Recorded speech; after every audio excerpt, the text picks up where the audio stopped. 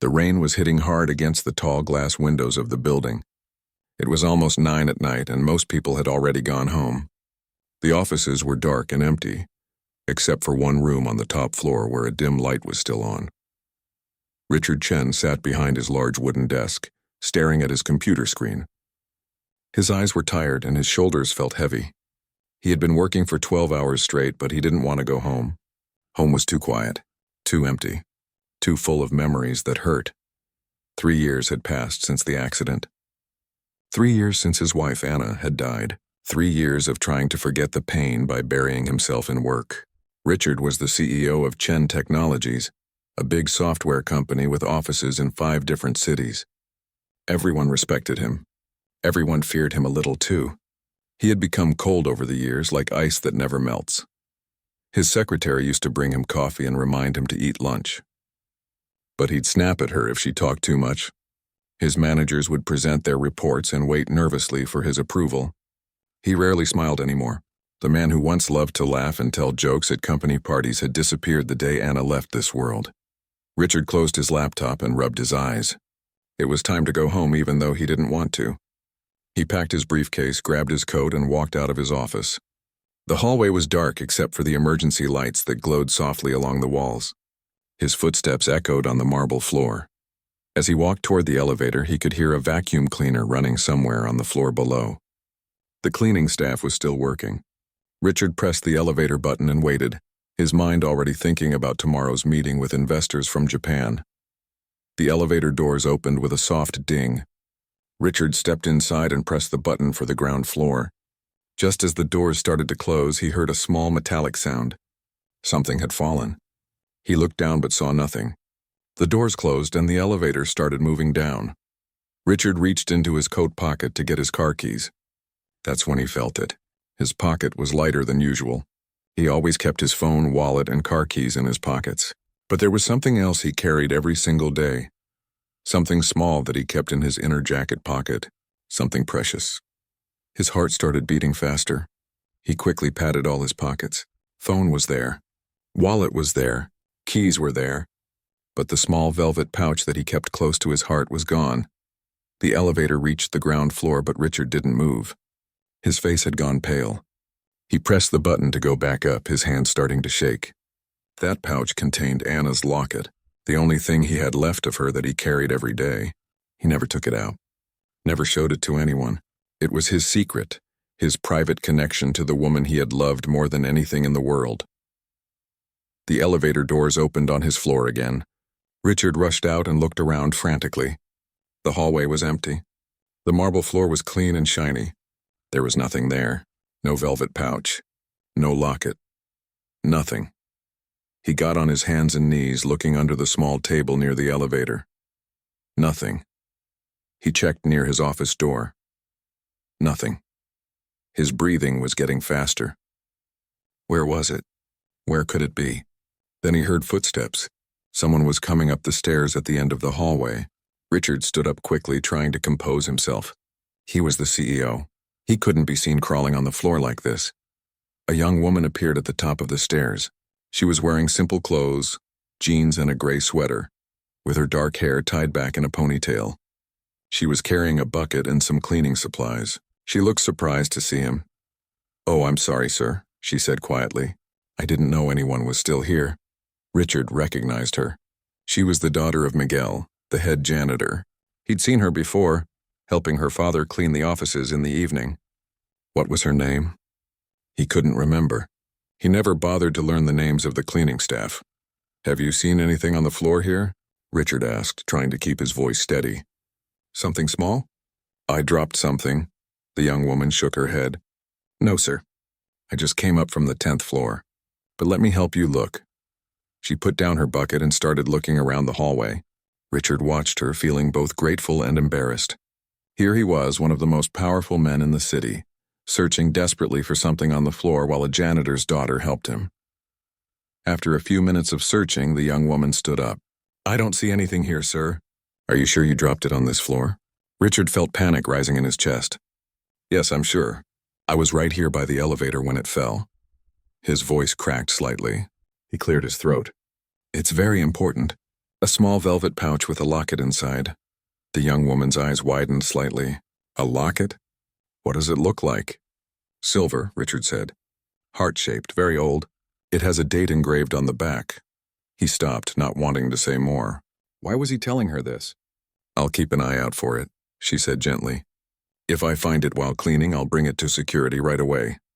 Richard nodded stiffly. Thank you. He turned to leave, feeling defeated. The locket was gone. The one thing that still connected him to Anna was gone.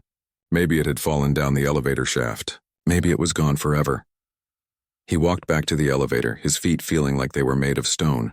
The young woman had gone back to her cleaning, moving quietly down the hallway with her supplies. Richard pressed the elevator button again and waited. The doors opened. He stepped inside and pressed the button for the parking garage. The elevator started moving down, and Richard leaned against the wall, closing his eyes. How could he have been so careless? Anna had worn that locket every single day of their marriage. When she died, the hospital had given it back to him along with her other belongings. He'd kept it safe for 3 years, carrying it close to his heart every day. And now it was gone. The elevator reached the parking garage level. The doors opened, but Richard didn't move. He just stood there, feeling more alone than he had in a long time. The emptiness that he usually kept buried under work and meetings was now swallowing him whole. Excuse me, sir? Richard's eyes snapped open. The young woman was standing outside the elevator, slightly out of breath like she had run down the stairs. She was holding something in her hand. You dropped this, sir, she said, holding out her hand. Richard looked down at her palm. There, catching the light from the elevator, was a silver locket, heart-shaped, old and beautiful. Exactly like Anna's locket. His breath caught in his throat. He reached out slowly and took the locket from her hand. It felt cold and solid in his palm. Real. He turned it over, looking for the engraving on the back. There it was, clear as day. The date of his wedding to Anna, carved into the silver in elegant numbers. But something was wrong. Something was very wrong. Richard stared at the locket, his mind racing. His hands started shaking again, but this time it wasn't from panic. It was from shock, from confusion, from something that made no sense at all. Where did you find this? He asked, his voice barely above a whisper. It fell from your briefcase, the young woman said. When you were getting on the elevator the first time. I saw it fall and roll under that table by the wall. I was going to call out to you, but the doors closed too fast, so I ran down the stairs to catch you. Richard looked at his briefcase, then at the locket in his hand. That's impossible, he said quietly. The young woman looked confused. Sir? This locket, Richard said, still staring at it. I don't keep it in my briefcase. I keep it in my jacket pocket, in a velvet pouch. He reached into his inner jacket pocket with his other hand. His fingers touched something soft. He pulled it out slowly. It was the velvet pouch. He opened it with trembling fingers. Inside was another locket, identical to the one in his other hand. Same shape, same size, same silver color. Richard looked at the 2 lockets, one in each hand. His face had gone completely white. This couldn't be happening. This wasn't possible. Anna's locket was one of a kind. She'd had it custom made by a jeweler in Italy. There was only one. Just one, but now he was holding 2. The young woman noticed his expression. Sir, are you okay? You look like you're going to faint. Richard couldn't speak. He just stood there in the elevator, staring at the 2 lockets. The doors started to close, but the young woman quickly put her hand out to stop them. Maybe you should sit down, she said, her voice full of concern. Should I call someone? Richard shook his head slowly. He looked at the locket she had given him, the one that had supposedly fallen from his briefcase. He opened it carefully with his thumb. There was supposed to be a picture inside, a picture of him and Anna on their wedding day, but that wasn't what he saw. Inside the locket was a photograph of a little girl. She couldn't have been more than 2 or 3 years old. She had dark curly hair and bright eyes, and she was smiling at the camera, and around her neck in the photograph was the same silver locket. Richard felt like the floor had disappeared beneath his feet. He looked up at the young woman standing in front of him. Really looked at her for the first time. Her dark hair, her eyes, the shape of her face. What's your name? He asked, his voice hoarse. Isabella, she said. Isabella Rivera. My father is Miguel, the head janitor here. Richard nodded slowly. Isabella, he repeated. He looked down at the photograph in the locket again, then back at her face. "How old are you?" 19, sir," she said, looking more worried now. "Are you sure you're okay? You really don't look well." 19 years old, the same age Anna's daughter would have been. The daughter she had given up for adoption when she was just 17 years old. The daughter she never stopped thinking about. The daughter she had cried over so many nights, wondering if she was happy, if she was safe, if she would ever forgive her. Anna had told Richard about her daughter only after they had been married for a year. She had cried in his arms and told him it was her biggest regret. She had been so young, just a scared teenager with no support and no money. She'd had no choice but to give the baby up. She'd made the locket for her daughter, keeping one and giving the other to the adoptive family. At least that's what she had told Richard. But Richard had never seen that second locket. Anna said she'd given it to the adoptive parents along with the baby. So how was it here now? How had it ended up in his briefcase? How was it possible that this young woman, this janitor's daughter, had just handed it back to him? "Sir?" Isabella's voice brought him back to the present. "Do you need me to call a doctor or something?" Richard closed both lockets and put them in his pocket. He tried to make his face calm, tried to act normal even though his whole world had just turned upside down. "No," he said finally. "No, I'm fine. Thank you for returning this to me. It's very important." Isabella nodded, still looking concerned. "I'm glad I found it then." Richard stepped out of the elevator, his legs feeling weak. He needed to think. He needed to figure out what was happening. But he also needed to look at this young woman, to study her face, to see if what he was thinking could possibly be true. "Isabella," he said slowly, "this might sound strange, but do you know anything about your birth parents?" The question hung in the air between them. Isabella's expression changed. Her eyes grew guarded, and she took a small step back. "Why are you asking me that?" she said quietly. Richard realized how odd he must sound. A powerful CEO asking personal questions to a janitor's daughter in an empty parking garage late at night. It wasn't appropriate. It wasn't normal. But nothing about this situation was normal. "I'm sorry," he said. "That was inappropriate. Forget I asked." But Isabella didn't move. She stood there looking at him with those dark eyes that suddenly reminded him so much of Anna. "I'm adopted," she said finally. "I've always known. My parents, Miguel and Rosa, they adopted me when I was a baby. They've always been honest about it." Richard felt his heart pounding in his chest. "Do you know anything about your birth mother?" Isabella shook her head. "It was a closed adoption. My parents don't know much, just that she was very young and couldn't take care of me." She paused. "Why are you asking me this, Mr. Chen?" Richard looked at the young woman standing in front of him. He thought about Anna, about the daughter she'd lost, about the guilt she'd carried until the day she died. He thought about the two lockets, impossible but real, both sitting in his pocket now. He thought about how Anna had always said she believed in signs, in fate, in things happening for a reason. "I think," Richard said slowly, carefully, "that I might know who your birth mother was." The words seemed to echo in the empty parking garage. Isabella stared at him, her face going pale. The fluorescent lights buzzed above them.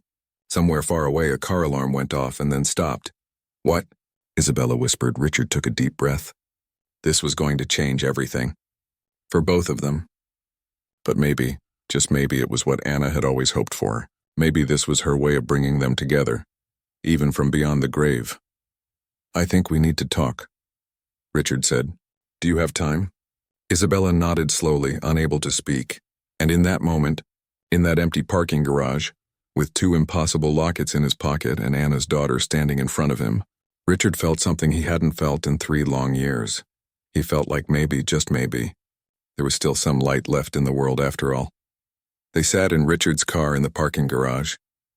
He had turned on the engine to keep them warm, but neither of them had said anything for almost a full minute. Isabella sat in the passenger seat, her hands folded tightly in her lap. Richard gripped the steering wheel even though the car wasn't moving. Finally, Isabella spoke. "You said you might know who my birth mother was. How is that possible?" Richard took a deep breath. This was harder than any business presentation he'd ever given. "My wife," he began. "Her name was Anna. She passed away 3 years ago in a car accident." "I'm sorry," Isabella said softly. Richard nodded, accepting her sympathy. "Before I met Anna, before we got married, she had a different life. She was very young once, just 17, and she got pregnant. She had a baby girl, but she couldn't keep her. She had no family support, no money, no way to raise a child, so she gave the baby up for adoption. Isabella's breathing had become faster. Richard could see her chest rising and falling quickly. She didn't interrupt him, so he continued. Anna never forgot about that baby, never stopped thinking about her. She told me about it after we'd been married for about a year. She cried so hard that night, telling me it was the biggest mistake of her life, even though she knew she'd had no choice at the time. Did she ever try to find the baby? Isabella asked, her voice barely above a whisper. Yes, Richard said. About 5 years into our marriage, she hired a private investigator. But it was a closed adoption. The agency wouldn't give her any information. The investigator hit dead end after dead end. Anna spent thousands of dollars trying to find her daughter, but she never could. It broke her heart all over again. Isabella was quiet for a moment. Then she asked, "What does this have to do with me?" Richard reached into his pocket and pulled out the 2 lockets. He held them in his palm, letting the parking garage lights shine on them. They looked identical, like twins. Anna had this locket made when her daughter was born, Richard explained. She told me it was custom made by a jeweler in Italy. She said there were 2 lockets made, exactly the same. She kept one and gave the other to the adoptive family, hoping that one day her daughter would wear it and maybe, somehow, they would find each other again. He opened the locket he'd been carrying for 3 years. Inside was the photo of him and Anna on their wedding day. They were both smiling, Anna's face glowing with happiness. Then he opened the second locket, the one Isabella had found. He showed her the photograph of the little girl wearing the locket. Isabella leaned closer to look at the photo. Her hand came up slowly to her mouth. "That's me," she whispered. "That's me when I was little. My parents have the same photo in an album at home." Richard felt his heart beating so hard he thought Isabella might hear it. "You're sure?" "Yes," Isabella said, her voice shaking now. "I'm sure. I remember that sweater. My mom Rosa, she knitted it for me. It was my favorite. I wore it all the time until I grew out of it." She looked at Richard with wide eyes. "How did you get this photo? How did you get this locket?" "I don't know," Richard admitted. "That's what I'm trying to figure out. I've been carrying Anna's locket every day for 3 years. Just the one locket in a velvet pouch in my jacket pocket. I never put anything in my briefcase except work papers and my laptop. But tonight you said this locket fell from my briefcase. I have no idea how it got there." Isabella stared at the lockets. "This doesn't make sense." "I know," Richard said. "Believe me, I know." They sat in silence again. Richard's mind was racing, trying to put the pieces together. How had the second locket appeared? Where had it been all these years? And most importantly, was Isabella really Anna's daughter? How old was Anna when she had her baby? Isabella asked suddenly. 17, Richard answered. She would have been 19 years old when the baby was 1 year old. "I'm 19 now," Isabella said slowly. "I was born in February 14th to be exact, Valentine's Day." Richard felt like someone had punched him in the stomach. "Anna's daughter was born on February 14th, he said quietly. She used to cry every year on that day. She called it her day of both joy and sorrow. Isabella's eyes filled with tears. "Do you really think Anna was my birth mother?" "I don't know for certain," Richard said honestly. "But there are too many things that match up. The locket. The age, the date, the fact that it was a closed adoption." He paused. "We could find out for sure. There are DNA tests now. I still have some of Anna's things at home. Her hairbrush, some of her clothes. We could test them." Isabella wiped her eyes. "I don't understand how this is happening. I've wondered about my birth mother my whole life. My parents, they're wonderful. They love me so much. But there was always this empty space inside me, you know? This question that never got answered. Who was she? Why did she give me away? Did she ever think about me?" "She thought about you every single day," Richard said firmly. "Anna talked about her daughter all the time. She wondered if you were happy, if you were safe, if you were loved. She hoped you had a good family. She prayed for you every night before bed. I heard her myself." Fresh tears rolled down Isabella's cheeks. "I wish I could have met her. I wish I could have told her that I had a good life, that my parents loved me, that I understood why she had to give me up." Richard's own eyes were getting wet now. He cleared his throat. "Anna would have loved to hear that. She spent so much time feeling guilty, feeling like she'd abandoned you." "She didn't abandon me," Isabella said strongly. She made a hard choice because she wanted me to have a better life. That's not abandonment. That's love. The words hit Richard hard. Anna had never been able to see it that way. She'd always called herself a terrible mother, even though Richard had tried to tell her otherwise 1,000 times. I wish Anna could have heard you say that, Richard said quietly. They sat there for a while longer, both lost in their own thoughts. Finally, Isabella asked, "What do we do now?" Richard thought about it. "First, we should probably confirm if this is real. If Anna really was your birth mother. Would you be willing to do a DNA test?" Isabella nodded. "Yes, I need to know for sure." "Okay," Richard said. "I'll arrange it. There are private labs that can do it quickly and discreetly. We should have results in a week or less. Should I tell my parents?" Isabella asked. "My dad, Miguel, and my mom, Rosa." "That's up to you," Richard said. "They're your parents. But maybe wait until we have the test results, just so we know for certain before we get everyone's hopes up or cause any worry." Isabella nodded slowly. "That makes sense. My mom worries about everything. She'd stress herself sick waiting for results." Richard smiled slightly. It was the first smile that had crossed his face in hours. Anna was like that too. She worried about everything. When we were planning our wedding, she couldn't sleep for weeks because she was worried about the weather, the food, the flowers, everything. "What was she like?" Isabella asked. "Tell me about her." Richard settled back in his seat. Talking about Anna usually hurt, but tonight it felt different. Tonight it felt like Anna was still there somehow making this happen. "She was beautiful," Richard began. "Not just on the outside, though she was definitely pretty, but beautiful on the inside too. She cared so much about people. She was an architect, did I mention that? She designed buildings, but she always said she wasn't just designing structures. She was designing spaces where people would live their lives, make memories, feel safe." Isabella listened carefully, hanging on every word. She loved coffee but couldn't drink it after 2 in the afternoon or she wouldn't sleep. She loved old movies, the black and white ones from the 1940s and 50s. She collected vintage teacups from antique stores. She could spend hours in a bookstore just browsing. She hated cooking but loved baking. Our freezer was always full of cookies and brownies. Isabella laughed softly through her tears. "She sounds wonderful." She was, Richard said. She volunteered at a women's shelter every week. She said she wanted to help young women who were in tough situations, like she had been once. She never told them about her own past, but I think that's why she connected with them so well. She understood. "How did she die?" Isabella asked gently. "You said a car accident?" Richard's grip on the steering wheel tightened. She was driving home from a work site. It was raining and the roads were slick. A truck ran a red light and hit her car on the driver's side. She died instantly. The doctors said she didn't suffer. "I'm so sorry," Isabella said again. "The last thing she said to me that morning was that she loved me," Richard continued.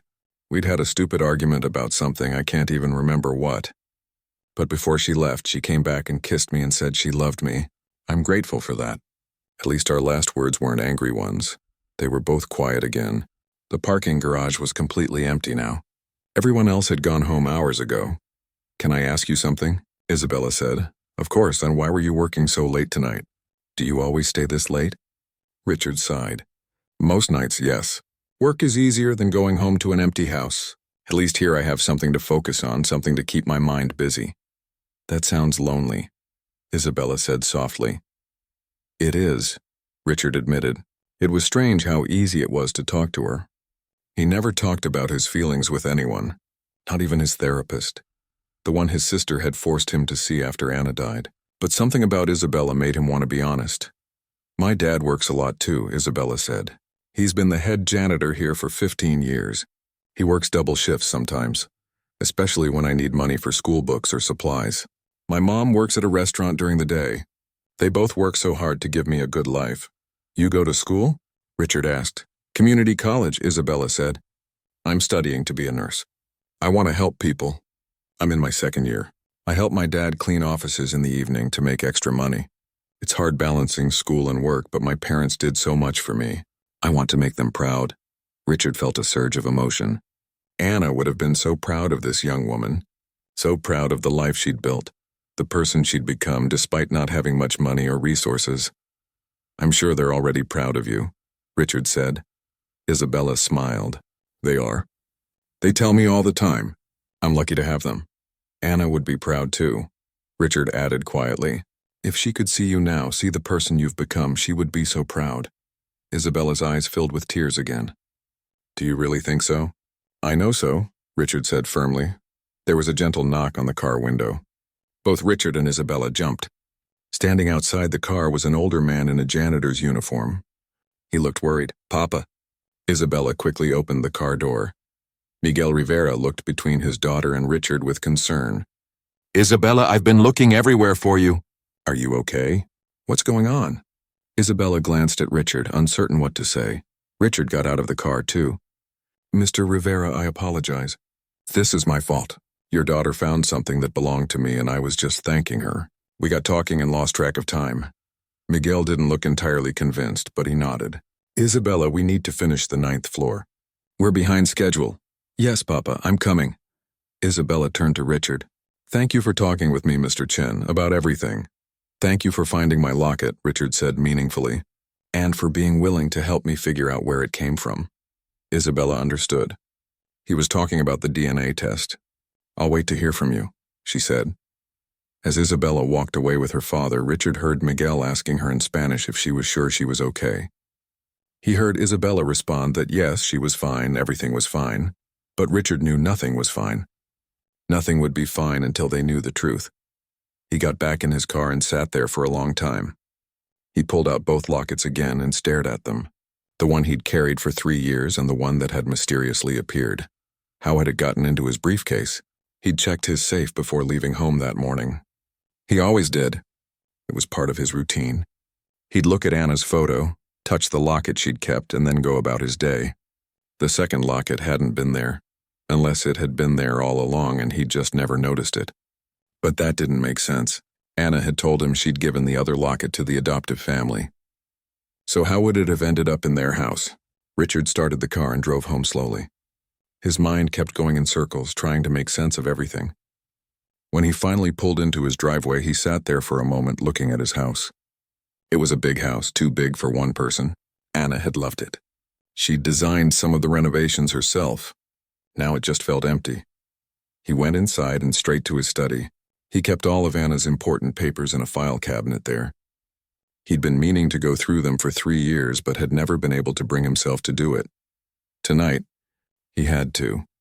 He pulled out the drawer labeled personal documents and started going through the files. Birth certificate, college diploma, marriage license, various work papers. And then, at the very back, a folder labeled private. Richard had never opened this folder. Anna had told him it contained personal things from before they met, things that were painful for her. He'd respected her privacy and never looked inside. Now, with trembling hands, he opened it. Inside were papers from the adoption agency, medical records from when Anna was pregnant, a hospital bracelet from when she'd given birth. And at the bottom of the folder, a letter, an unopened letter addressed to Anna, from someone named Rivera. Rivera. Isabella's last name. Richard's hands shook as he picked up the envelope. It was postmarked from 18 years ago. The envelope had never been opened. How had Anna not seen this? Or had she seen it and been too afraid to open it? He carefully opened the envelope and pulled out the letter inside. It was handwritten in neat, careful script. Dear Anna, it began. We don't know if you'll ever read this letter, but we wanted to write to you anyway. We are Miguel and Rosa Rivera, and we adopted your daughter. The agency gave us your first name and said they would forward this letter if you wanted to receive it. We want you to know that your daughter is loved. She is healthy, happy, and brings us so much joy every single day. We named her Isabella, which means devoted to God, because we believe she was a gift to us. We understand how hard it must have been for you to make the choice you made. Please know that it was not in vain. Isabella will grow up knowing she is adopted, and we will always speak of you with love and respect. Thank you for giving us the greatest gift of our lives. If you ever want to meet her, we would welcome it. We have enclosed our phone number and address. With gratitude and respect, Miguel and Rosa Rivera. Richard read the letter 3 times. Anna had never seen this. She'd never known that the adoptive parents wanted to stay in contact, that they would have welcomed her back into their daughter's life. The letter had been sitting in this folder unopened for 18 years. He thought about all the money Anna had spent on private investigators, all the sleepless nights, all the tears. And the answer had been here all along. Why hadn't she opened it? Had she been too scared? Too guilty? Or had she filed it away and forgotten about it? Richard would never know. But what he did know was that Anna's daughter was alive, was well, was loved. And somehow, impossibly, she had found her way to him. He picked up his phone and searched for DNA testing services. He found one that offered rush results. He filled out the online form, requesting a home testing kit be sent to his office the next day.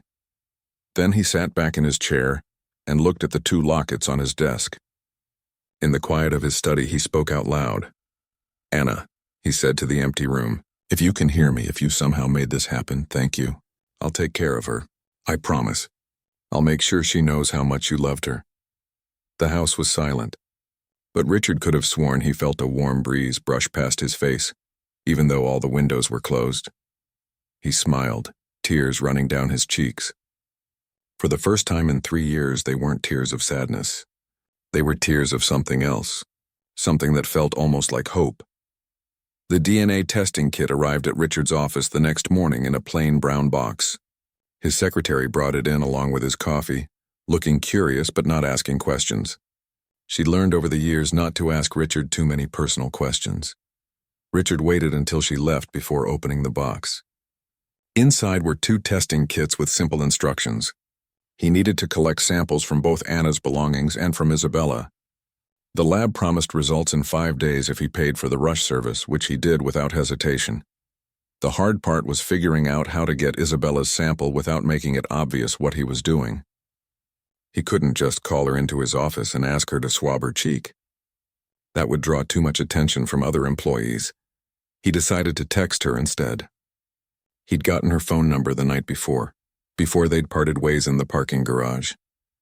His fingers felt clumsy as he typed out the message. "This is Richard Chen. Could we meet today? Same place as yesterday after your shift?" The reply came back quickly. "Yes. I'll be done around 9 tonight." Richard spent the rest of the day trying to focus on work, but his mind kept wandering. He kept pulling out the lockets from his pocket and staring at them. Every time he looked at the photo of little Isabella wearing the locket, his chest tightened. At 8:30 that evening, Richard found himself pacing in the parking garage like a nervous teenager. He'd never been good at waiting, and tonight was testing every bit of his patience. Isabella appeared at 9 on the dot, coming down the stairs with her backpack slung over one shoulder. She looked tired. Her hair was pulled back and there were dark circles under her eyes. "Long day?" Richard asked as she approached his car. "Double shift," Isabella said, managing a small smile. "My mom needed help with the rent this month. One of her co-workers at the restaurant got sick, so she lost some hours." Richard felt a pang in his chest. Here was this young woman, working herself to exhaustion to help her family while he lived in a house with 7 bedrooms that he didn't need. Anna would have wanted to help her. Anna would have insisted on it, but he couldn't just throw money at Isabella. Not yet. Not until they knew for sure. "I got the DNA testing kit," Richard said, showing her the box. "If you're still willing to do this," Isabella nodded. "I am. I need to know the truth. I couldn't sleep at all last night thinking about it." They sat in Richard's car again and he explained how the test worked. It was simple. Just a cheek swab sealed in a container sent to the lab. He handed her one of the kits. "You can do it now if you want," he said. "Or take it home and do it in private. Whatever makes you more comfortable." Isabella opened the kit and read the instructions. "I'll do it now," she decided. She followed the steps carefully, rubbing the swab against the inside of her cheek, then sealing it in the provided container. Her hand shook slightly as she handed it back to Richard. "What happens now?" she asked. "I'll send both samples to the lab tomorrow morning," Richard said. "They said we should have results in 5 days. Maybe sooner." 5 days, Isabella repeated quietly. "That feels like forever." "I know," Richard said, "but it's better than the weeks or months it used to take." They sat in silence for a moment. Then Isabella asked, "What if the test comes back positive? What if Anna really was my birth mother? What do we do then?" Richard had been asking himself the same question all day. "I don't know exactly," he admitted, "but I think we should tell your parents. They deserve to know. And then we figure out what comes next together." "My parents," Isabella said softly. "They're going to have so many questions. They're going to worry that this changes everything." "Does it change how you feel about them?" Richard asked. No, Isabella said immediately. Oh, they're my parents. They raised me. They loved me. Finding out about Anna doesn't change that. But I don't know if they'll see it that way. What if they think I'm going to leave them or love them less? Then you'll have to show them that's not true, Richard said gently. You'll have to remind them every day if you need to. The heart doesn't run out of room for people to love. Anna used to say that. Isabella smiled through the tears that had started forming in her eyes. She sounds like she was really wise. She had her moments, Richard said, smiling back. She also once tried to build a bookshelf and ended up with all the shelves upside down. She wasn't perfect. But she was real, and she cared about people more than anything. Tell me more about her, Isabella said. Please, I want to know everything. So Richard told her. He told her about how Anna had a habit of talking to herself when she was concentrating on her architectural drawings. He told her about the time Anna had accidentally locked herself out of the house in her pajamas and had to knock on the neighbor's door to use their phone. He told her about Anna's obsession with rescue animals, how they'd ended up with 3 dogs and 2 cats at one point because she couldn't say no to a sad face. We still have one of the cats, Richard said. Mr. Whiskers, he's ancient now, probably older than you. Anna found him in a dumpster behind a grocery store. He was just a tiny kitten, all bones and matted fur. She brought him home and he's been ruling the house ever since. Isabella laughed. I'd love to meet him sometime. You should come over, Richard said, surprising himself. He never invited anyone to his house. Not even his sister came over anymore unless she forced her way in to check on him. Once we get the test results back, you should see the house. Anna designed a lot of it. I'd like that, Isabella said. They talked for almost 2 hours that night. Richard told story after story about Anna, and Isabella listened to every word like she was memorizing them. She asked questions about Anna's favorite foods, her favorite colors, what kind of music she liked, what movies made her cry. She cried at every movie, Richard said with a laugh. Even the happy ones. Especially the happy ones, actually. She said happy endings made her cry because she was relieved everything worked out okay. I do that too, Isabella said. My mom always makes fun of me for it. She says I cry more during happy parts than sad parts. Richard felt his heart skip. Another thing Anna and Isabella had in common. How many more would there be? Finally, Isabella looked at her phone and gasped. It's almost midnight. My parents are going to kill me. I told them I'd be home by 10. I'm sorry, Richard said. I didn't mean to keep you so late. No, it's okay, Isabella said quickly. I wanted to stay. But I should go now before my mom sends the police out looking for me. Richard drove her home. She lived in a small apartment building on the other side of town, in a neighborhood that had seen better days. The building needed paint and some of the windows were cracked. But there were flower boxes on some of the balconies and someone had strung up lights around the entrance. People were trying to make it nice. This is me, Isabella said, pointing to the building. Thank you for the ride. And for telling me about Anna. Thank you for listening, Richard said. And Isabella? Be careful what you tell your parents for now, just until we know for sure. I will, she promised. She got out of the car, then leaned back in through the window. Richard, thank you for not treating me differently because I'm just the janitor's daughter. You're not just anything, Richard said firmly. You're a nursing student working 2 jobs to help your family. You're someone who returns lost things to strangers. You're exactly the kind of person Anna hoped her daughter would become. Isabella smiled, tears shining in her eyes again. Then she waved and headed into the building. Richard drove home slowly. When he got there, he found Mr. Whiskers waiting by the door, meowing indignantly about his late dinner. Richard fed the old cat and then went to his study. He carefully prepared Anna's sample using hair from her brush, just like the instructions said. Then he packaged both samples according to the lab's requirements. Tomorrow he would send them off and then the waiting would begin. But tonight he had something else he needed to do. He pulled out the letter from Miguel and Rosa Rivera again. At the bottom was a phone number. It was 18 years old. Probably disconnected by now. But he had to try. Richard picked up his phone and dialed the number. It rang once, twice, 3 times. He was about to hang up when someone answered. Hello? It was a woman's voice, older, with a slight accent. Hello, Richard said, his heart racing.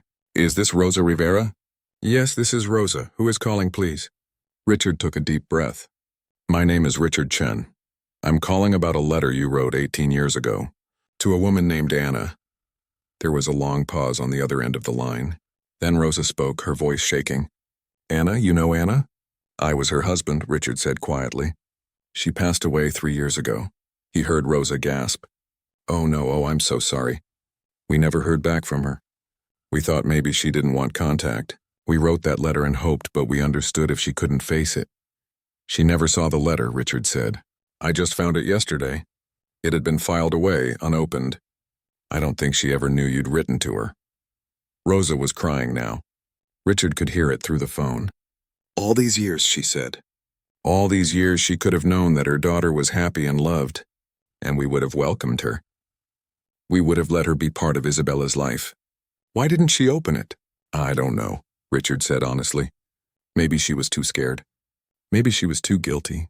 Anna carried a lot of pain about giving up her daughter. It ate at her for her entire life. Isabella talks about her sometimes, Rosa said. About her birth mother. She wonders if she thinks about her, if she regrets giving her up. I always tell her that of course her birth mother thinks about her. A mother never forgets her child. Anna never forgot, Richard said. She thought about Isabella every single day. She tried to find her. She spent thousands of dollars hiring investigators, but the adoption was sealed. She never knew you wanted her to make contact. Rosa was quiet for a moment, crying softly. Then she asked, Why are you calling now? After all this time? Richard explained everything. The Lockets. The meeting in the parking garage. The impossible coincidence of Isabella finding him. The DNA test that was now waiting to be sent to the lab. It's too much to be coincidence, Rosa said when he finished. This is God's work, or Anna's spirit. She's bringing you together from beyond. That's what I think too, Richard said. But we need to confirm it with science first. The DNA test will tell us for sure. When will you know? Rosa asked. 5 days, Richard said. Maybe less. And you haven't told Isabella yet? About finding our letter? No, Richard said. I wanted to talk to you first. I wanted to make sure you were okay with all of this before I went any further. Rosa was quiet for a long moment. Richard could hear her breathing, could almost feel her processing everything through the phone. Mr. Chen, she finally said, if Isabella is Anna's daughter, if this is real, then you are family. You were Anna's husband. That makes you connected to our daughter too. Miguel and I, we would welcome you into our lives. Isabella would want that. She's been searching for connection to her birth mother her whole life. Richard felt emotion rising in his throat. Thank you, he managed to say. That means more than you know. Will you call me when you get the results? Rosa asked. Yes, Richard promised. As soon as I know anything, you'll know. After he hung up, Richard sat in his study for a long time. Mr. Whiskers jumped up on his lap, purring loudly. The old cat had been Anna's favorite. She used to say he could sense when people needed comfort. She's out there, Whiskers, Richard said, stroking the cat's fur. Anna's daughter is out there and she's wonderful. Anna would be so proud. The cat just purred louder, kneading his paws against Richard's leg. Richard looked at the photo of Anna on his desk. It was from their 5th anniversary. She was laughing at something, her head thrown back, her eyes sparkling. She looked so alive in that photo, so full of joy. I miss you, Richard said to the photo. Every single day I miss you. But I think I understand now why you held on to so much guilt about Isabella. You never knew she was okay. You never knew she was loved. You never knew that the people who adopted her wanted you to be part of her life. You tortured yourself for nothing. He picked up the 2 lockets again. They gleamed in the light from his desk lamp. I don't know how that second locket got into my briefcase, Richard said. I don't know if it was you somehow sending me a sign. But if it was, thank you.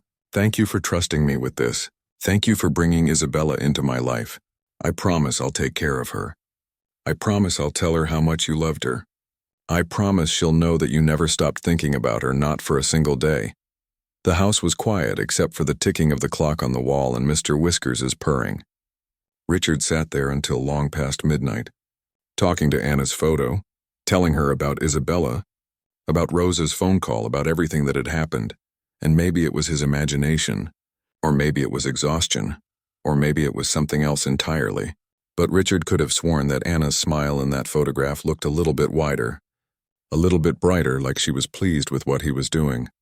The next morning, Richard went to the post office first thing. He sent the DNA samples to the lab with express shipping. The woman at the counter assured him the lab would receive them by noon. Rush results, huh? She said, reading the label. Must be important. Very important, Richard said. As he walked back to his car, his phone buzzed. It was a text from Isabella. Thank you for last night. For telling me about Anna. I can't stop thinking about everything. These next 5 days are going to be torture. Richard smiled and texted back. For me too. But whatever the results say, I'm glad I met you. Me too, came the reply. Richard drove to work with a strange feeling in his chest. It took him a while to recognize what it was. It had been so long since he'd felt it that he'd almost forgotten. It was hope, pure, simple hope. The feeling that maybe, just maybe, something good was about to happen. That maybe life wasn't done surprising him. That maybe Anna was still looking out for him, even from wherever she was now. He pulled into his parking spot at the office and sat there for a moment before getting out. He looked up at the tall building where he spent most of his time, where Anna's daughter worked alongside her father, cleaning offices and studying nursing in her spare time. 5 more days, Richard said to himself. Just 5 more days and we'll know the truth. He got out of the car and headed inside, ready to face whatever came next. Because for the first time in 3 years, Richard Chen felt like he had something to live for besides work. He had a mystery to solve. He had a connection to Anna that he thought he'd lost forever.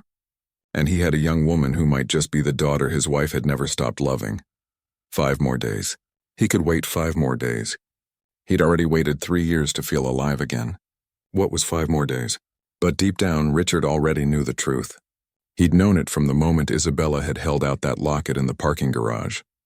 He'd known it from the look in her eyes, the sound of her laugh, the way she tilted her head when she was thinking. Isabella was Anna's daughter. Science would confirm it soon, but Richard's heart already knew. And somehow he was certain that Anna knew too. The 5 days felt like 5 years. Richard found himself checking his email every 10 minutes, even though he knew the lab had said it would take at least that long. He couldn't focus on work. His assistant had to remind him about meetings 3 times. His sister called to ask if he was feeling sick because he sounded distracted. I'm fine, he told her. Just dealing with something. Something good or something bad? She asked. Richard thought about it. I don't know yet, but I think it might be good. His sister was quiet for a moment.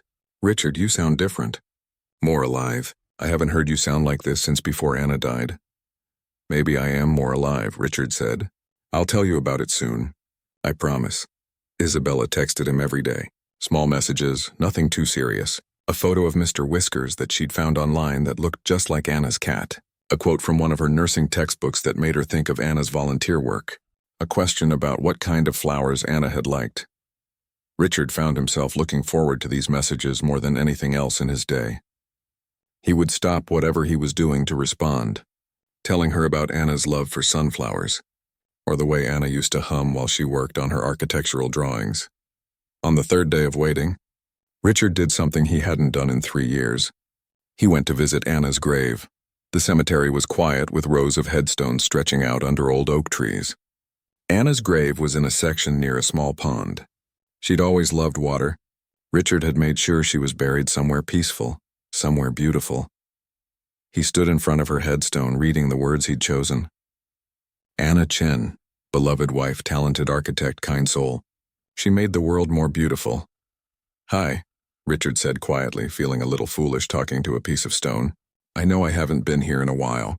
I'm sorry.